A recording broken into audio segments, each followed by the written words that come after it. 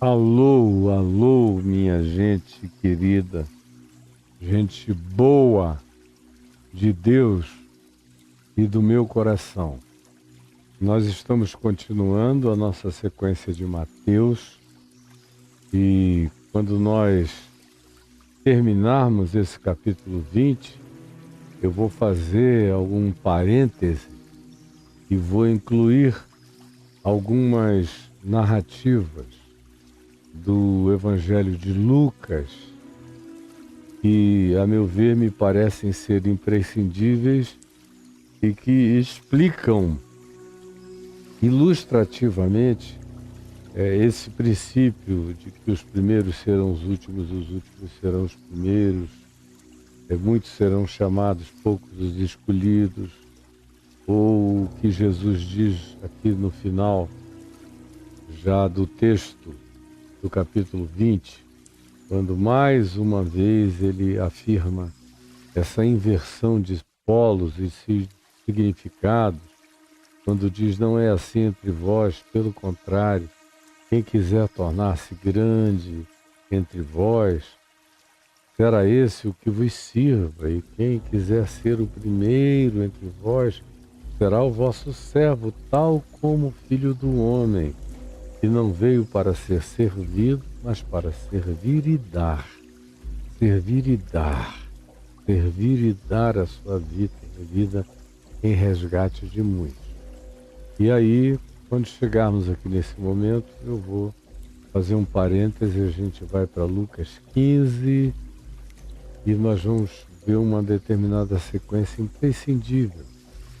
E foram parábolas que Jesus fez para ilustrar o que esse princípio aqui causava na mente, no coração dos religiosos e até dos discípulos dele, que muitas vezes não compreendiam. Mas hoje nós estamos na sequência, onde no verso 16 esse princípio é colocado e já foi explicado nessa parábola da vinha, na qual nós ficamos 4 programas tratando do assunto, e na quinta-feira passada isso aconteceu sem nenhuma preocupação minha com a exposição do texto, sobre o qual a gente já tinha falado diversas vezes, mas apenas sobre o princípio com o qual Jesus conclui aqui. E está tudo gravado aí na nossa plataforma no YouTube.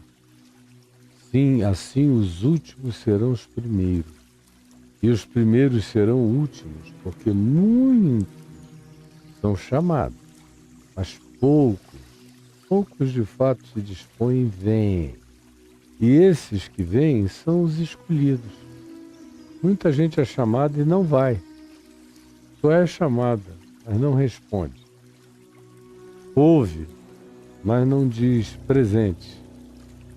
É convocado, mas silencia ou arranja desculpas ou pretextos, conforme a gente vê em algumas parábolas de Jesus, especialmente no Evangelho de Lucas, nós vamos ver.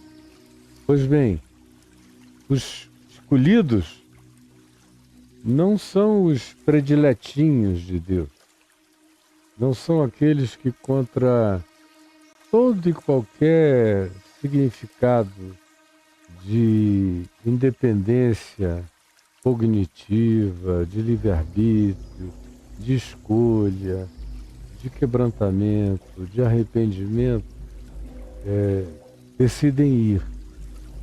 São justamente esses, os que escolhem ir. Todos receberam o mesmo chamado, mas só alguns se dispuseram a vir.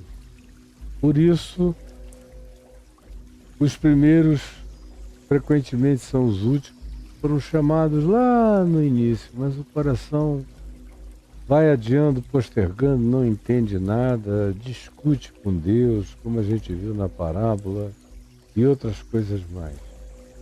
Ao passo em que, em sendo todos chamados, todavia são poucos os que se dispõem.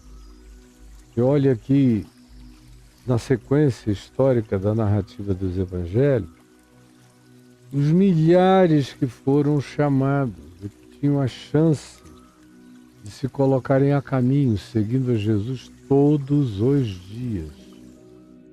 E que não foram. E também aqueles que foram explicitamente convidados, vem, segue-me, anda comigo.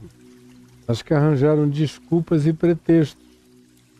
Como a gente vê, já viu aqui em Mateus e vai ver também no Evangelho de Lucas. Arranjam desculpas para não ir. E aí, conclusão, não vem. E não é porque Deus é de uma soberania fatalista.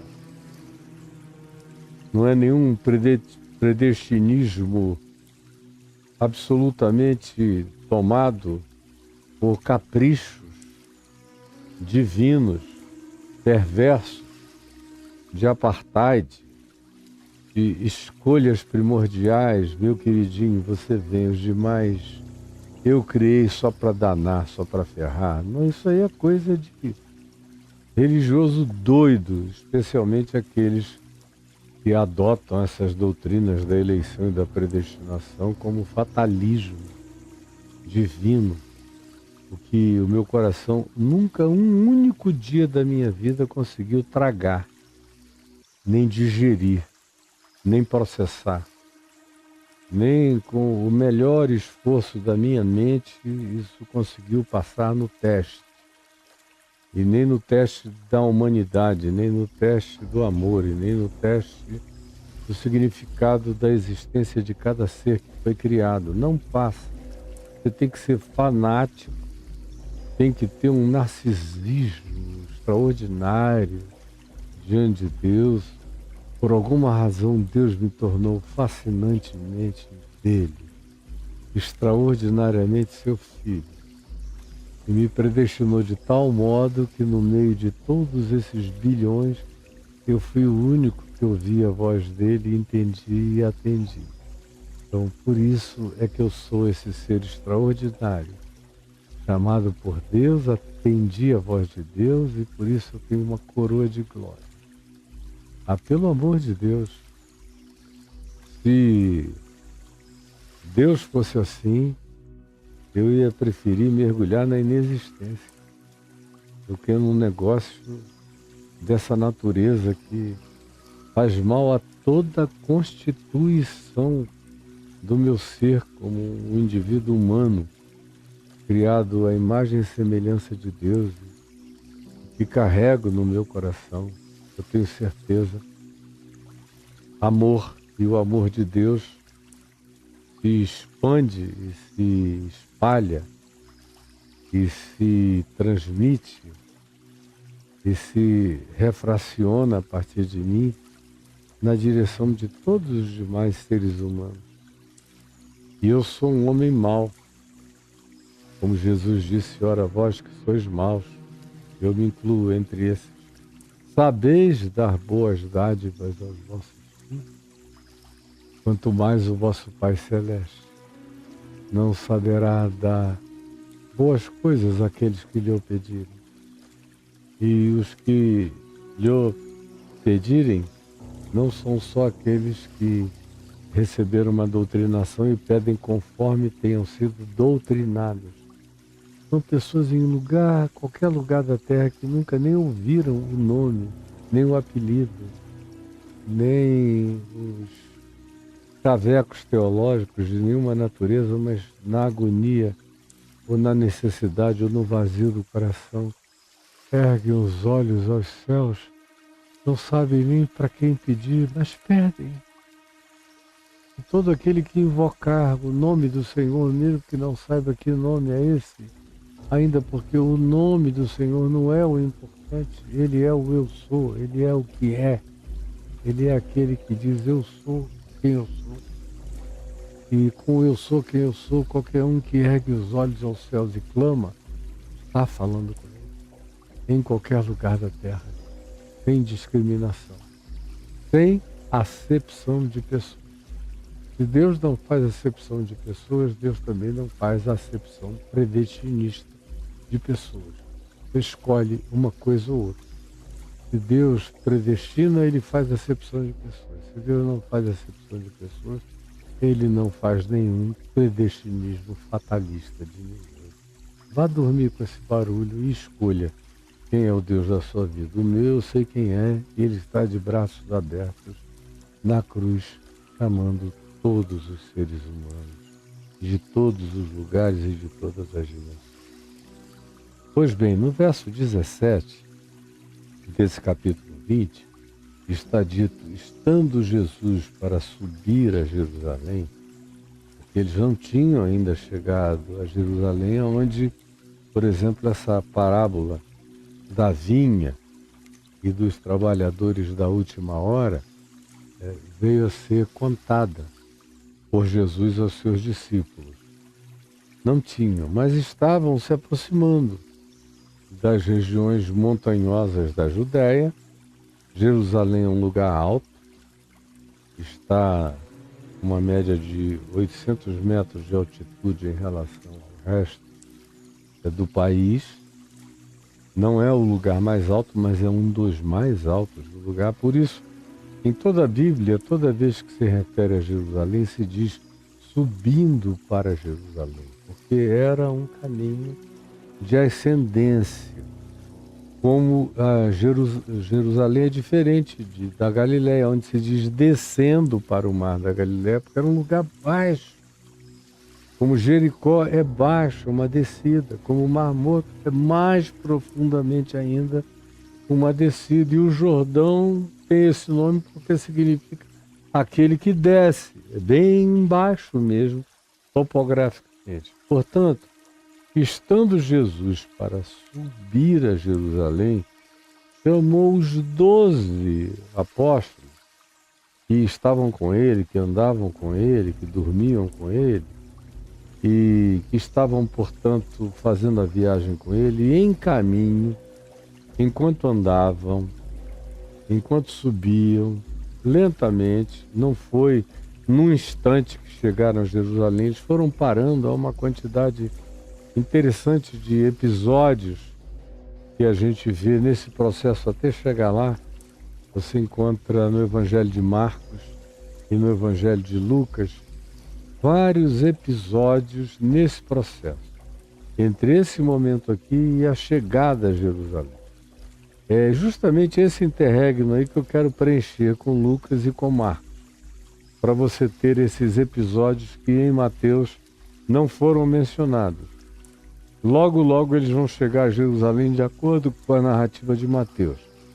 Com a de Marcos, especialmente com a de Lucas, isso demora mais tempo. E tem coisas importantes que ele diz. Mas então, nesse caminho, chamou os 12 e lhes disse: eis que subimos para Jerusalém. Repete, é a 5ª vez que ele diz isso.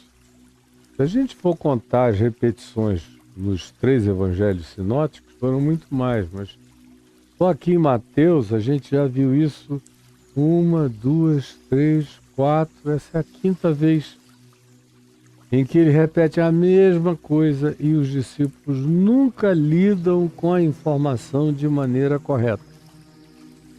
Como eu já mostrei para vocês, desde a Galileia. Você lembra? Quem está me acompanhando o tempo todo sabe exatamente como é uma negação total que esses apóstolos fazem acerca da mensagem da cruz. Jesus fala que haverá cruz, que haverá morte e que haverá ressurreição, mas eles não querem saber. Começou com Pedro, não longe de ti tal coisa. E assim eles vão. Quando Jesus conversa com Moisés e Elias no Monte da Transfiguração também sobre isso, a gente viu a mesma evasão por parte dos discípulos presentes. Quando ele introduz o assunto outra vez para um grupo maior, de novo eles mudam de assunto. Passam a falar de Elias, mas Elias não vem antes, não está fora da ordem. Eles começam a querer criar cronologias e assim vão. E aqui Jesus outra vez introduz o assunto: eis que subimos para Jerusalém. E o Filho do Homem será entregue aos principais sacerdotes e aos escribas. Eles o condenarão à morte. Cada vez que Jesus fala nisso, ele é agora mais e mais resumido, conciso, sintético e objetivo do que das primeiras vezes. E prossegue dizendo, e o entregarão aos gentios, porque ele acabou também passando pelas mãos dos romanos, no caso, dos soldados que o açoitaram por obrigação de ofício, e também Pilatos, que foi designado para julgá-lo e que fez tudo para isentá-lo, dizendo, eu não vejo mal nenhum nele, julguem vocês a ele. Não, nós não podemos. Se a gente fizer esse julgamento, nós vamos contrariar a lei. Além do mais, nesse festival da Páscoa, nós não podemos. Nós precisamos que vocês, autoridade suprema e máxima, que nós reconhecemos, disseram os sumos sacerdotes, que são os romanos, julguem-no em nosso nome, empurraram como puderam para Pilatos. Por isso é que na brincadeira a gente diz, eu entrei nessa armação assim como Pilatos entrou no credo. Pura armação, o cara não queria. E o entregarão aos gentios para ser escarnecido, açoitado e crucificado, mas ao terceiro dia ressurgirá. Mas ao terceiro dia ressurgirá. Mas ao terceiro dia ressurgirá pela quinta vez. Mas ao terceiro dia ressurgirá. Mas não adianta. Eles continuam em negação. Eles continuam não querendo ouvir. Eles continuam com os sentidos obstruídos. Eles não querem saber dessa história da cruz, de açoite, de morte, de humilhação, mesmo que tudo isso termine com ressurreição. Ao terceiro dia ressurgirá. Por quê? Porque eles creem na morte, mas eles não creem em ressurreição. Esse é que é o fato. Porque se eles crescem em ressurreição, a morte seria apenas um episódio no meio desse caminho que terminaria de maneira gloriosa, vencedora e poderosa, com algo magnífico, inexplicável e indizível, que é a ressurreição. Mas eles não criam em ressurreição. Num certo sentido, ninguém crê em ressurreição. Todo mundo crê em morte. Mesmo falando, por exemplo, dos crentes. Todo crente crê em morte. E na morte física. Deus me livre. Batem na madeira. Vira essa boca para lá. Até, por exemplo, eu que falo na morte com a naturalidade com a qual eu falo no nascimento, toda vez que eu falo na morte, por exemplo, na minha morte, uma quantidade enorme de pessoas batendo na mesa. Não. Parece até que eu vou viver para sempre. Eu não vou viver nessa terra para sempre. Eu já vivi mais do que tenho de vida ainda. Tudo que eu tiver de vida para frente é bônus, é lucro. Como diz o Salmo, a vida do homem chega a 70 anos. Eu cheguei a 70 anos. Em havendo vigor a 80. O que passar disso, você pode até passar com muita longevidade. Raramente alguém passa disso com vigor. Porque depois dos 80, no geral, quando se passa disso, o que nos aguarda é canseira, é enfado, é dor, é achar que é isso, é aquilo. Faz parte. E daí é normal. Assim como é normal nascer, não saber falar, chorar, depender, engatinhar, aprender a andar, cair muito, aprender devagar a andar melhor, depois aprender a correr e cair muito, até correr sem cair. Tudo é processo, tudo é natural. A morte é natural. Agora, o que os discípulos não conseguem crer, nem nos evangelhos e nem no dia de hoje, nem aqui comigo, conseguem crer, é na ressurreição com naturalidade. E vem Jesus e diz, mas no terceiro dia ressurgirá, e eles não querem esse assunto.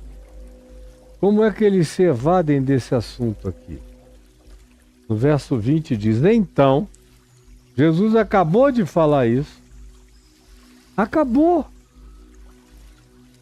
Quando ele acaba de falar, então, se chegou a ele a mulher de Zebedeu, que é pai de Tiago e João, e que ficara na Galiléia, cuidando da indústriazinha pesqueira que eles tinham com Pedro e com André. Mas a mulher dele seguiu com Jesus. Vocês vejam como essas mulheres do Evangelho têm muita liberdade de movimento. Lucas 8 diz que várias delas deixaram para trás casa, marido, filhos e seguiram Jesus durante aquele período. Algumas ficaram um período inteiro, como a mãe dele passou boa parte do tempo com ele, as irmãs, as primas, as amigas, diversas e variadas, discípulas que foram se agregando e que eram as que o serviam e traziam alimentos e renovavam os víveres para que eles tivessem com que comer e beber, tivessem um mínimo de possibilidade de dedicarem-se ao ministério explícito, porque elas faziam essa diaconia natural, esse serviço natural de cuidado dele. Leia lá em Lucas 8.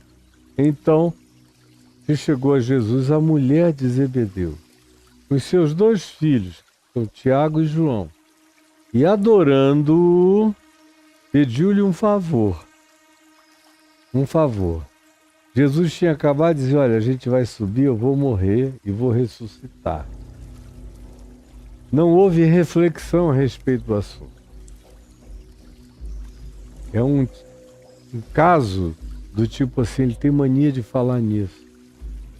Mas a gente já ouviu isso 5 outras vezes. Deixa para lá. Vamos mudar o tema, vamos mudar de assunto. E é o que ela faz levando os filhos, não faz sozinha não. Ela pega os 2 filhos, são apóstolos, Tiago e João, que são pessoas que estão sempre com Jesus em ocasiões particulares. Eles tinham visto, por exemplo, a transfiguração, eles tinham visto algumas outras situações. Eles foram os únicos levados para dentro da casa do chefe da sinagoga em Cafarnaum, chamado Jairo, para a ressurreição da filha dele. Lembram do Talita Cume? Pedro, Tiago e João foram os únicos convidados a entrar, como há outras ocasiões em que eles também são mencionados como um grupo que faz parte de uma categoria que penetra algumas intimidades e que nem todos a elas e para elas são convidados. Pois bem, eles ouviam coisas particulares. Eles tinham ouvido aquele diálogo inusitadíssimo de Jesus. Imagine Jesus dialogando com Moisés e com Elias no Monte Hermon, na Transfiguração, falando a respeito desse tema que eles fugiam, da cruz. Falando da cruz. Você lê isso no Evangelho de Lucas, no texto alusivo à transfiguração, diz: e eles conversavam acerca da partida que Jesus estava para cumprir em Jerusalém. Ou seja, falavam da morte de Jesus, da cruz de Jesus, dos fenômenos que envolveriam isso, a crucificação e posteriormente a ressurreição e a glorificação de Cristo. Os quatro, Pedro, Tiago e João, ouviram, viram, mas tinha um bloqueio. A gente só entende o que a gente quer, só ouve o que a gente deseja, só internaliza o que a gente permite, só acolhe o que a gente concede, só pratica o que a gente pré-seleciona.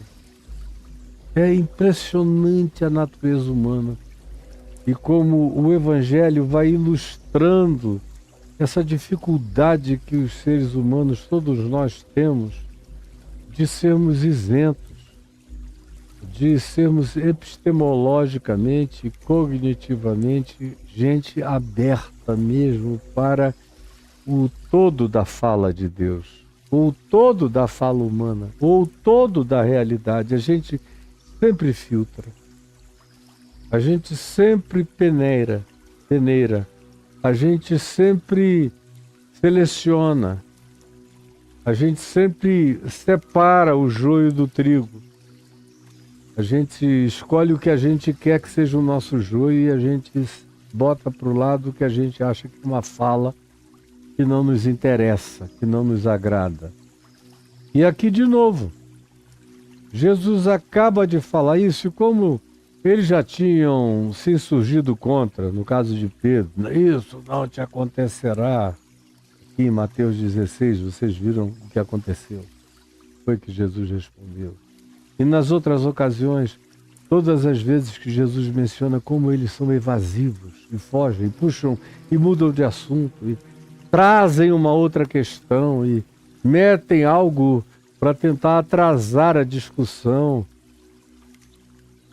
E aqui, quando Jesus outra vez fala a mesma coisa, e chega a ele imediatamente a mulher de Zebedeu, com seus filhos, Tiago e João, e adorando, eles vêm e se ajoelham e o adoram. O que era uma coisa bárbara, chocante, na perspectiva do judaísmo, ou do olhar religioso judaico, ou mesmo do olhar humano, pagão, na Palestina, ou no território de Israel, ou entre os filhos de Israel, ou entre os chamados gentios, que eram os não israelitas, era algo chocante.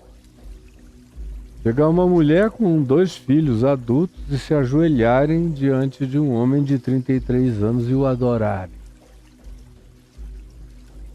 E é o que eles fazem. E Jesus não diz nada contra, porque ele sabe quem ele é.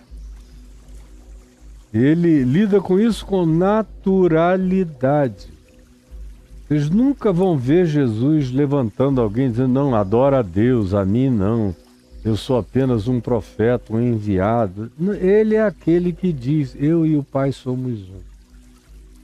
A megalomania de Jesus é essa. Ele carrega essa megalomania e só é aceitável em Deus. Só alguém que seja eterno e incriado e que não seja subproduto de nada nem de ninguém é que pode aceitar a adoração, porque ele é o ente indesignável, ele é o inexplicável, ele é o absurdo, ele é o inexprimível, ele é o inalcançável, ele é o indisponível a todas as qualquer racionalizações. Esse é digno de todo louvor e de toda adoração. Ninguém mais. Os anjos, todas as vezes que alguém equivocadamente se ajoelhou para adorá-los, os puseram em pé, dizendo, adora a Deus, nós somos só criaturas como vocês. Quando se tentou fazer isso com Moisés, foi a mesma coisa. Quando se tentou fazer isso com qualquer outra criatura lúcida que não fosse louca, a reação é a mesma. Portanto, Jesus aceitar a adoração só pode definir que ele é Deus ou que ele é o maior de todos os doidos planetários. E como não há nenhum traço de loucura nele, nada, e foram milhares os estudiosos que buscaram traços de loucura ou de devaneio alucinado em Jesus e não encontraram jamais, o que sobrou foi o fato de que nós estamos lidando com Deus aqui. Vêm e o adoram, a mãe e os 2 filhos, e perguntou então Jesus, quando a mãe disse: Senhor, eu quero te pedir um favor.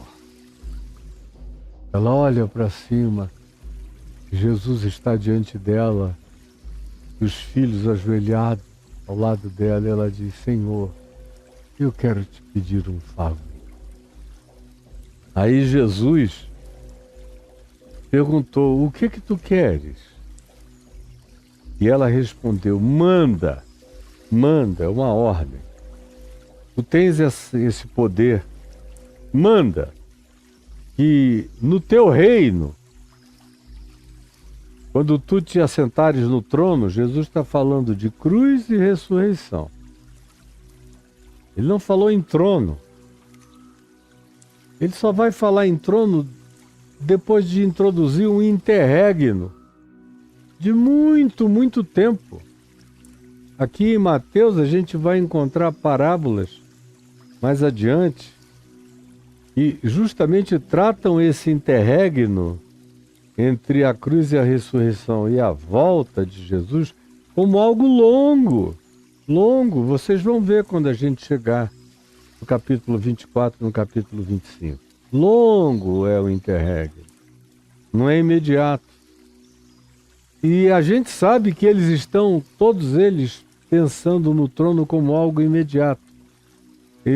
A cruz, eles vão passar, ele tem essa mania de falar da cruz e da ressurreição, mas ele não vai poder ficar sem ser vitoriosamente manifesto, sem, no final de tudo, nos surpreender, se assentando no trono da sua glória, já agora aqui, seja lá o que venha antes, é só porque ele tem essa vontade de falar, mas a gente está centrado no trono.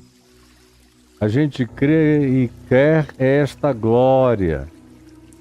E além disso, essa mãe pede um favor em relação ao trono. Pede que, quando esse dia do trono chegar aqui para ela, já que ele fala em morte e ressurreição, a gente passa batido por cima e chega logo um trono. O dia do trono, eu quero te pedir um favor. E Joãozinho, querido, que tu amas tanto, tem um temperamento meio difícil, o irmão dele também, por isso tu os apelidastes de Boanerges, filhos do trovão, porque eles trovejam muito. Ao mesmo tempo, João, que também é um ente trovejante, é paradoxalmente um ser muito carinhoso, meigo, tem uma capacidade de ternura, de afetividade e de capacidade de toque. Ele é quem bota a cabeça no peito de Jesus e reclina, e faz carinho, tem aquela meiguice. Era muito certamente o mais jovem de todos esses aqui presentes no grupo. E ela diz: manda que no teu reino, nesse manifestar da tua soberania que vai esmagar todos os maldosos e perversos, especialmente os romanos, qualquer adversário humano ou espiritual de qualquer natureza, manda que na chegada desse teu reino de glória, estes meus 2 filhos, nos meus, ela se coloca no privilégio. Estes meus 2 filhos, eu não sou eles, mas eu sou quem os pariu, sou a mãe deles. Então é uma glória que também me serve.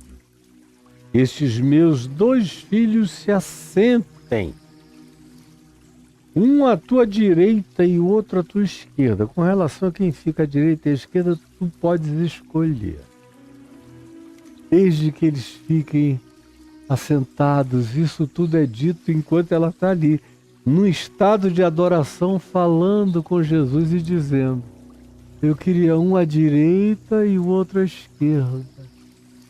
Agora imagine, coloque-se no lugar de uma pessoa que faz esse tipo de oração a Deus. Você sabe muito bem quantas vezes você já se ajoelhou para pedir estupidez a Deus. Quantas vezes você já se ajoelhou para pedir estupidez a Deus? Provavelmente você tenha se ajoelhado até o dia de hoje na sua vida para pedir mais estupidez a Deus do que para trazer qualquer que seja a oração, a prece ou pedido de favor sensato e lúcido. Aqui é. Manda que um se assente à direita e outro à esquerda. Mas Jesus lhe respondeu: não sabeis o que pedis. E acho interessante que a resposta de Jesus é plural, é um imperativo no plural, porque ele não fala só com ela, que foi a vocalizadora do pedido. Ele sabe que ela foi a representante vocal, porque era desejo dela pedir o que pediu, mas havia a anuência absoluta dos outros, dos 2 filhos. Anuíram, foram juntos, se ajoelharam juntos. Esse é um diálogo de joelhos. É uma cena patética para você olhar de longe. Aquela mãe, os 2 filhos, os outros apóstolos em volta, mulheres, discípulas e amigas em volta, pessoas do povo sempre estavam nas beiradas de todo o processo, no mínimo, mesmo quando não havia multidão, havia muita gente observando. Aí vem essa cena, esse presépio, e vira uma presepada. Se ajoelham, e esse diálogo inteiro é de joelhos, é aqui do chão para cima. E os outros em pé olhando. Meu Deus! Que oração mais estranha, que cara de pau!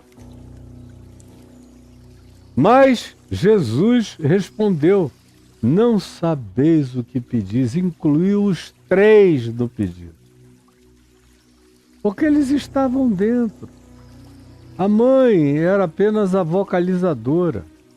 Eles tinham também usado a mãe para ser aquela que representava, que era o fator oral da declaração, mas o coração deles estava ali em estado de aplauso, súplice, querendo que Jesus dissesse: tá bom, uma oração de mãe é irresistível.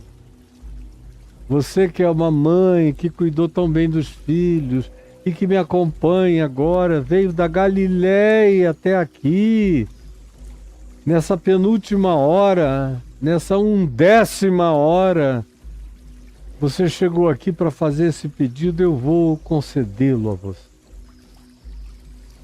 Era essa a expectativa de Tiago e João. E foi essa a ousadia da mãe. E a resposta de Jesus é para os 3. E para tantos mais quantos queiram ouvir então e hoje e em qualquer tempo. E é plural a resposta dele. Não sabeis o que pedis. Pelo amor de Deus, não me façam essas orações. Não me peçam lugares, tronos, posições, assentos, importâncias, visibilizações, prosperidades e projeções. Não me peçam percepções grandiosas, que vocês venham a trazer sobre os demais. Não peçam grandeza a mim, não peçam prioridade, não peçam preeminência, não peçam expressão de excelência, não peçam para serem eminências, não peçam para serem aqueles que te representam, não peçam para ganharem extrema visibilidade diante de todos em comparação com qualquer outro e qualquer um na face da terra. Porque o que ela pede e eles anuem ao pedido é para que eles sejam o segundo e o terceiro na visibilidade terráquea no reino de Deus. É um surto megalômano, narcisista, de quem não se enxerga, de quem não ouve o que Jesus diz: os primeiros serão os últimos serão os primeiros.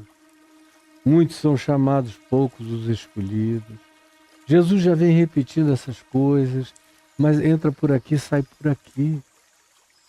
E como eles tinham sido chamados de uma multidão para fazerem parte de um grupo de 12, eles ficam achando que isso dá a eles uma prerrogativa absolutamente superior. Mal sabem eles que tem gente sem nome, gente completamente desconhecida, gente que nem veio a saber do nome de Jesus enquanto viveu no planeta Terra e que foi infinitamente mais lindo, mais bonita, mais doce, mais quebrantada, mais súplice, mais humana, mais generosa, mais corajosa, mais desinteressada, mais dada ao serviço, menos comparativa, sem inveja de ninguém, feliz com quem era, praticando os dons, os talentos e as possibilidades que carregava durante o curso da história dele. Gente muito, muito, muito superior, com uma essência humana do que esses 12 aqui carregavam. Nunca entenderam que eles foram chamados porque eles eram os caras que estavam ali. E não estavam na Arábia Saudita, nem na Índia. Nem eram índios na chamada América do Norte, nem na América do Sul. Nem nas ilhas do Pacífico ou do Atlântico. Nem eram pessoas morando na Turquia. Nem eram apolônios, como Apolônio de Tínia, na Turquia, que foi um homem bonito, santo, que não chegou a conhecer Jesus, mas foi lindo. Como indivíduo sozinho, sem a ajuda do ensino do Evangelho soprado no ouvido dele todo dia, proporcionalmente ele foi mais interessante do que qualquer desses 12 apóstolos. Não sabiam de nada. Mas é assim, quando a gente recebe uma informação sobre o Evangelho, a gente fica achando na mesma hora que aquilo nos tornou gente superior. É por isso que os membros das igrejas são assim tão horrorosos, tão supremacistas, que acham os que têm direito a pedir o patético, na maior pateticidade. São os construtores de presépio para as suas próprias presepadas, das suas piedades orgulhosas, das suas piedades cheias de clamor de superioridade. Eu quero só um favorzinho, que tu coloques o meu filhinho, um deles à direita, outros à esquerda, para que quem olhar para ti veja os dois juntos, e o resplendor da tua glória nos tronos que eles terão ao teu lado. É só isso que eu te peço. Por favor, Jesus. E Jesus olha para baixo e diz: vocês não sabem o que pedem. Vamos levantar daí. Pelo amor de Deus, não sabeis o que pedis. podeis vós beber o cálice que eu estou para beber? Aí Jesus puxa o assunto da morte, do sofrimento, do flagelamento, do abuso, da rejeição, do sofrimento aleatório, do arbítrio de terceiros realizando os seus desejos malignos, tirando a vida de pessoas. Jesus introduz esse tema. Vocês não sabem o que estão me pedindo quanto a sentar no trono. Agora, deixa eu fazer uma pergunta a vocês, já que vocês estão fugindo do tema da cruz e da ressurreição. Podeis beber o cálice que eu estou para beber? E eles responderam. E agora aqui provavelmente já não foi a mãe que respondeu, mas os dois homens, Tiago e João. Podemos. Podemos. Quando eles disseram podemos, eles estavam antecipando para eles mesmos, sem se darem conta, o fato de que a cruz era para Jesus tanto quanto seria para todos. Até para aquele que foi o único que não veio a morrer morte violenta, que foi João, filho dela aqui e eventualmente o mais novo dos apóstolos. Morreu exilado de velho, morreu de tédio, morreu de depressão solitária, morreu na ausência de vozes, morreu sem apupos, morreu sem aplausos, morreu sem aconchego, morreu sem cuidados, morreu na solidão, morreu olhando para um teto vazio numa gruta sem ninguém, na ilha de Pátimos. E foi João. Se o filho dela é o João do Apocalipse, foi assim que ele morreu.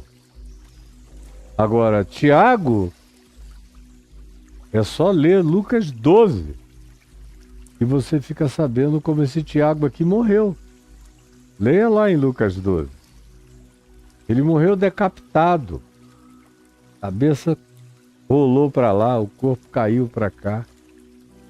Esse foi o trono humano de Tiago, foi botar a cabeça no cadafalso ali, no lugar da decapitação, a cabeça caindo lá embaixo, o corpo aberto aqui em cima, largado aqui em cima e o coração ainda pulsando, esguichando sangue para todos os lados. Podeis vós beber o cálice que eu estou para beber? Responderam-lhe, podemos. Então lhes disse Jesus, bebereis o meu cálice. Eu vou deixar vocês beberem o meu cálice, com certeza. Vão beber e se preparem. Mas à minha esquerda e à minha direita, mas ao assentar-se à minha direita e à minha esquerda, não me compete, não me compete. Eu não designo ninguém para lado nenhum, para preeminência nenhuma. Isso não está no meu arbítrio. Isso é que é lindo. Pois ele, sendo Deus, como Paulo diz escrevendo aos Filipenses, não tomou, não julgou como usurpação o ser igual a Deus, antes a si mesmo se humilhou e, assumindo a forma de servo e reconhecido em figura humana, foi obediente até a morte, morte de cruz, pelo que Deus o exaltou e lhe deu um nome que está acima de todo nome, para que ao nome de Jesus se dobre todo o joelho nos céus, na terra e debaixo da terra, e para que ao nome de Jesus toda língua tremule, todo ente dê glória a Ele. Agora, Ele próprio não se autodesigna para nada e nem concede glórias a ninguém. Ele transfere tudo isso para o Pai. Ele é o caminho, a verdade e a vida. Ninguém vem ao Pai senão por Ele, mas é o Pai. Ele diz: eu e o Pai somos um, mas é o Pai quem concede. E Ele, subsistindo em forma de Deus, não julga como usurpação decidir aquilo que é decisão soberana do absurdo, indisponível aos sentidos humanos. E Ele faz isso com uma doçura quebrantada, num esvaziar-se de si mesmo maravilhosamente lindo, tão diferente desses discípulos que só se enchem de si mesmo. A gente tem aqui um choque entre os que chegam cheios de si e aquele que se esvazia de si. Essa é a grande diferença. Se você pudesse transformar isso em recipientes na sua visibilidade, você veria a mulher de Zebedeu e Tiago e João chegando com aqueles cântaros e ânforas enormes, cheias, transbordantes, transparentes, gritantemente exaltadas de si próprias. E Ele, que é maior do que tudo e todos, esvaziando-se, esvaziando-se, esvaziando-se, esvaziando-se, esvaziando.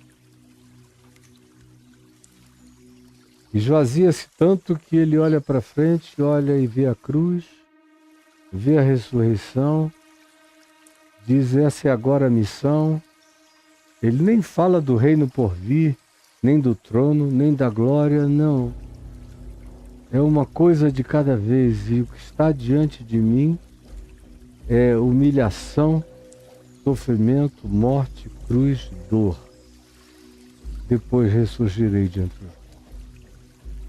Mas basta ter isso como consciência e referência da vida.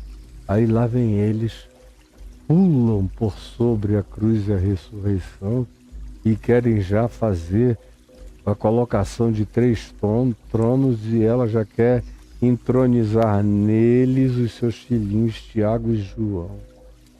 Vocês podem, eles não sabem o que vocês estão pedindo. Vocês podem beber o cálice que eu estou para beber? Aí os dois disseram: podemos. Sem ter ideia. Eu fico imaginando a quantidade de vezes em que Tiago, sendo levado para ser decapitado, não pensou justamente nesse episódio aqui. Podemos ser batizados com o teu batismo de morte. Não era nem de cruz, porque a decapitação é suave, é rápida. É um martírio generoso.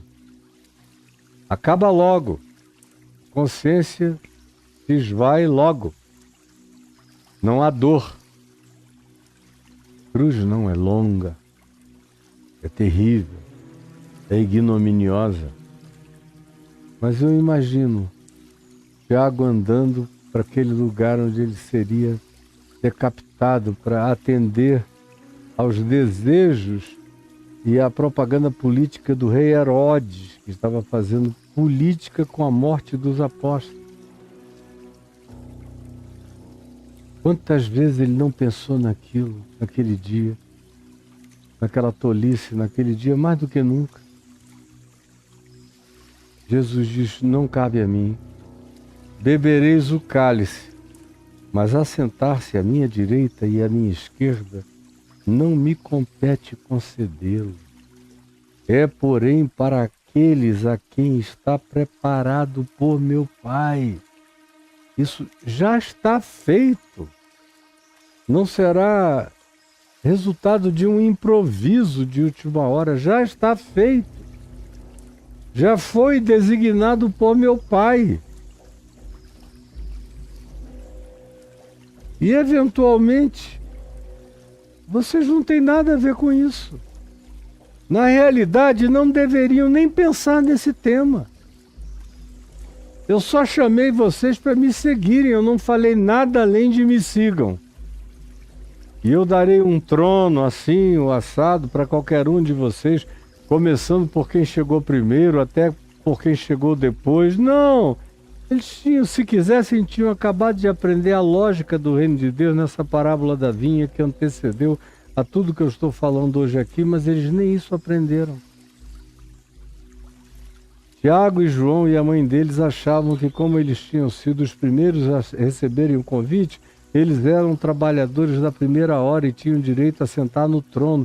Vejam como está tudo interligado e como, apesar do evangelho estar todo interligado, os discípulos não aprendem nunca. Isso é que é trágico. Sobre a realidade de ser discípulo, eles não aprendem nunca. Eu já estou falando há 1 hora. E eu vou parar aqui no dia de hoje. Amanhã eu vou continuar, porque o que eu tenho a dizer é muito mais. Isso foi só uma pequena introdução. E eu te peço, Jesus, e nessa simples introdução, todo aquele que tem um coração aberto e que não fica filtrando a tua palavra, nem selecionando o evangelho que gosta, e esses que têm o coração totalmente em estado de arreganho, de alma e de ser, do todo da tua palavra, tenham acolhido o ensino do quebrantamento e do silêncio. A gente anda em silêncio diante de ti, fazendo a nossa parte com toda alegria, porque para aqueles que te conheceram, basta-lhes o privilégio de um dia te haverem conhecido. É o que eu te peço, que aqui aconteça no coração de cada um, em nome de Jesus. Amém e amém.